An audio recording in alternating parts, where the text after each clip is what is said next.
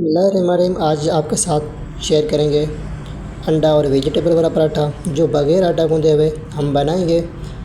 आप भी घर में एक बार ज़रूर ट्राई करें, बहुत अच्छा बनता है। सबसे पहले हम एक बाउल में 200 ग्राम मैदा डालेंगे। इसकी जगह आप आटा भी यूज़ कर सकते हैं। उसके बाद में हरा मसाला जिसमें नमक और हरा धनिया होगा वो भी काट कर डालेंगे।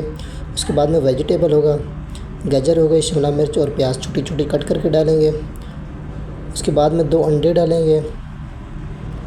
हस्बे ज़ायक़ा नमक, मैं तो अभी आधा चम्मच लगाने वाला हूँ, आप हस्बे ज़ायक़ा नमक।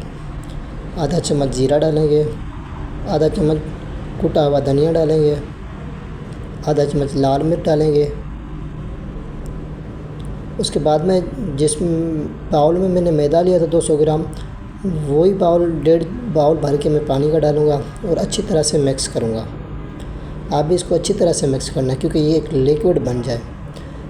जितना को अच्छा आप मिलाएंगे इतना ही पराठा अच्छा होगा। हमने मिक्स कर लिया है। हमने पैन को रखा है गरम करने के लिए। पैन होना चाहिए हमारा नॉनस्टिक का पैन गरम किया, उसमें थोड़ा सा ऑयल डाल के और ये बैटर डालेंगे।